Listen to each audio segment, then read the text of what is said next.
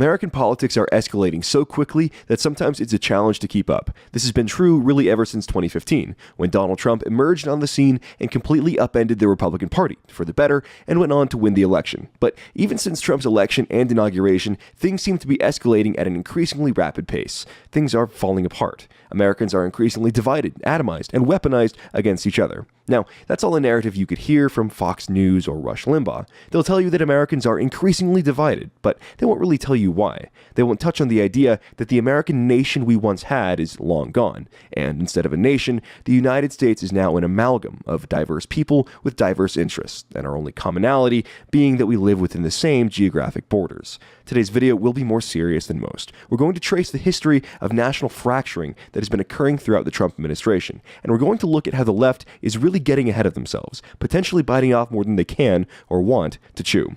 And we'll also look at where all of this is going, and in response to some recent polling and growing national concerns, we'll answer the question of where the US can and should go from here. But before we do all of that, let's talk quickly about your online privacy and security. It is now summer, which means you're probably thinking about taking some time off from the worksite and going on trips or vacations. Unfortunately, those that would steal and misuse your private information are not taking a break for summer. Everything you transmit over a wireless router, whether it's public or private, is subject to being recorded, logged, and archived by entities public and private. The free Wi-Fi at the airport, free Wi-Fi at the restaurant, or free Wi-Fi at your university. None of them are really free, and the price is your privacy, with every site and service you access being logged and watched by someone other than you. That's why I recommend all of my viewers use a VPN, or virtual private network, whenever you go online. So fortunately, my friends at Virtual Shield have built a service that will keep you protected on every device, from your iPhone to your desktop computer, for less than the price of a cup of coffee every month. Virtual Shield's VPN technology keeps you secured and private online, and unlike those free VPN services, they don't log and sell your browsing data. Plus, with servers across the globe to choose from, you don't have to worry about your connection being slowed or throttled. Regardless of whatever country you're in, you can pick servers worldwide to browse the internet from, something that I know our European friends will appreciate. Visit hidewithjames.com to get Virtual Shield's exclusive summer deal, full-fledged VPN protection for less than $3 a month. For $275 a month, you can be protected and secure online. At this point, there's no reason not to have it. Visit the website and get protected today. Threats will always be out there, but this deal won't last forever. Trump is a Nazi! Trump is a Nazi! Trump is a Nazi! The story of leftist escalation really begins during and shortly after the 2016 election, wherein pundits and activists repeatedly referred to Donald Trump and his supporters as Nazis. Nazi this, Nazi that. Everybody the media doesn't like is a Nazi. Of course, we know this isn't actually true. Nazi has become a completely meaningless term, used by the left and the media to denigrate, smear, and attack any white person with political opinions they don't like. Now, during 2016, the leftist escalation primarily manifested itself just as language. There were violent outbursts before 2017, of course. Black Lives Matter burning cities and shooting people in 2015, violence started by leftists at Trump rallies and other Trump supporters in 2016, combined with heated anti-white rhetoric, but we didn't really see the mainstream left begin endorsing this behavior until 2017. In January of 2017, I was in Washington, D.C. with some friends outside the alt-right Deplorable rally the night before inauguration. This was when Antifa was still a relatively new thing, and I don't think any of us realized how serious the threat was at the time. Anyways, during the chaos at the event, as we were leaving, I was hit from behind by an Antifa member wielding a flagpole. It's all captured on video, which I'll be showing here. Predictably, the police officer that watched the assault take place did nothing about it and let the attacker go free. I ended up in the hospital getting several stitches, and thankfully no serious damage was done. But if I'd been an older or younger person, the damage could have been severe. The next day, Inauguration Day, Richard Spencer was punched in the face while giving an interview on a street corner in Washington, D.C. From here, the Punch a Nazi meme was born. The self-described journalists of the left took to Twitter and their corporate-funded news sites to wax poetically about how beautiful it was that Richard Spencer had been punched by an Antifa leftist. From the forward came this piece, which referred to a fact sheet published by a rabbi that concluded, yes, in fact, it is okay to punch people with whom you disagree in the face. The rabbi cited a great deal of vindictive, violent scriptures in his defense of assault on innocent civilians, almost as if this form of law is not really compatible with Western or American law.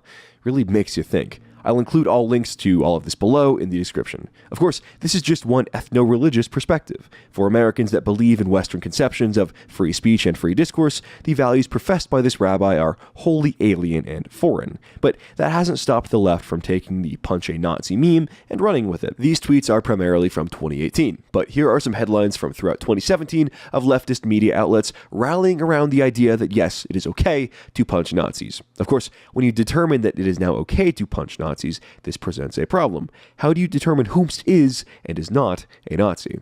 I did a whole video about this topic when the story was hot, and I'll link that below, but basically the problem boils down to subjectivity. What a radical, soy-infused bugman leftist sees as a Nazi may really just be a normal conservative Republican. In fact, that's true in most cases. Of course, unprovoked political violence is not okay against anyone, whether you're Richard Spencer or Michael Hayden. It doesn't matter. Many leftists are raised on comic books and Hollywood movies and have a fantasy of fighting for justice against the fascist state. We know they envision themselves as Hollywood heroes fighting against the looming specter of Nazism. They're addicted to the dopamine rush they get when they punch, dox, or get a so-called Nazi fired. The left has taken on a mindset of total war against their political opposition. It's no longer enough to disagree and to try to win an argument. Now, the left relies on strategies like violence, denial of service, doxing, and harassment to achieve their political ends, silencing their opposition. Instead of debating the right, they get our podcast thrown off of SoundCloud. They investigate to find out our identities and expose our families' identities. They harass our employers and advertisers in an attempt to make us suffer financially. And yes, when they can, they engage in direct physical violence. They don't want to just beat you in an argument. They want you dead, starving, unemployed, and cut off from your family and society as a whole. I'm not going to say the leftists are the real fascists because they're not, but they certainly are authoritarians. Their strategy relies on leveraging the power of social shaming and access to corporate services in order to force the right out of the public space. We don't have to rehash the thousands of Twitter bans, SoundCloud bans, PayPal bans, Uber bans, innocent people doxxed, families destroyed, lives ruined, websites deplatformed, and so on. If you've been paying attention, you know how this is all going. The left wants to crush their opponents in every way, and this urge is a lead driver of the political escalation we're seeing. We really saw this heat up after Charlottesville, where dozens, if not hundreds of people were doxxed for simply attending a political rally. My own family was harassed by the media, until I proposed to the journalists doing the harassing that perhaps their families would appreciate being photographed and interviewed and having their information published across the internet. They stopped calling pretty quickly. But since Charlottesville, what has changed? The alt-right, nationalists, and identitarians have almost entirely pulled back from public rallies and activism. Of course, the majority of people on the nationalist right are, as Trump said, fine people, and certainly not the Nazi boogeyman that the media wants, and leftists are titillated about punching in the face. What's happening now is pretty simple. The demand for so-called Nazis is outpacing the supply. The left's addiction to deplatforming, denial of service, harassment, and ultimately violence still needs to be fed, but there simply aren't enough so-called Nazis out there. Unless, of course, you begin to count anybody that works for Trump or supports Trump as a Nazi.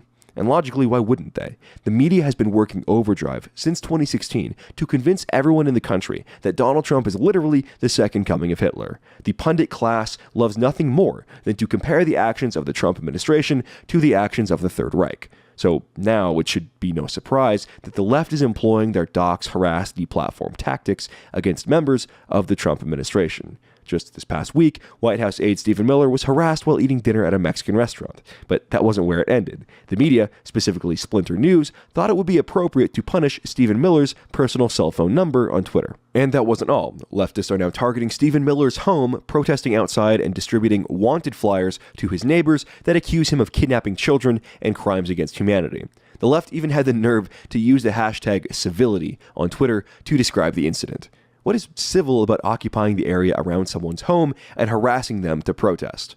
Miller was not the only target, by the way. DHS Secretary Kirstjen Nielsen's home was targeted by protesters as well, who played audio of crying children and held signs accusing her of kidnapping while they chanted and protested. Sarah Huckabee Sanders, press secretary for the president, was forced to leave a restaurant in Virginia after the owner decided she couldn't stay there. But there's more to that story, too.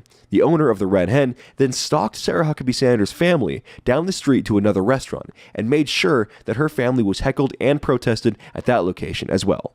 What we're seeing isn't just a breakdown in civility, as many conservatives are complaining. It may very well be the beginning of a soft civil war that has the unfortunate possibility of getting very, very hot. According to recent polling by Rasmussen, almost 60% of all Americans fear that anti-Trump activists and advocates will resort to violence. According to the same poll, 31% of Americans believe that America is headed for a second civil war sometime in the next 5 years. It's not like the left hasn't been trying to kick this off for a while. Remember last summer when several members of Congress, including Majority Whip Steve Scalise, were shot by an anti-Trump activist? Or when Senator Rand Paul was attacked at his home by an anti-Trump activist? The left has been using violent rhetoric, directly encouraging violence, and actually engaging in violence throughout the entirety of the Trump administration. It's no surprise that people are increasingly feeling like our country is tearing apart at the seams. But why is this happening? What happened to the America, the idyllic America, that our parents and grandparents grew up in? Well, much of our present division has to do with the death of the American nation. A nation is defined as, quote, a large aggregate of people united by common descent, history, culture, or language, inhabiting a particular country or territory. For our country's first 150 years or so, this was an apt description. Americans were united by a common European descent, a pioneering history, a free Western culture, and the English language. America of the 1950s certainly checked all the boxes to qualify as a nation. But since the 1960s, we've changed. Our country has changed. With the passage of the 1965 Hart-Celler Immigration Act, the bulk of America's immigrants now come from Africa, Latin America, and Southeast Asia. No longer do they come from Western, Northern, Central, and Eastern Europe.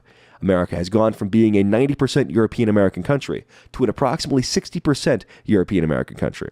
And with that rapid change in demographics has come a rapid change in our country's descent, history, culture, and language. We are now a diverse and divided country, where different groups compete with other groups for resources and political power. Nothing unites the first-generation African migrant with the working men and women of the Midwest, aside from perhaps a passport and a piece of paper. The point being, there's nothing that unites Americans together anymore, not even the national flag or anthem. And in an increasingly diverse, divided, and atomized society, the only way things can change is for the worse.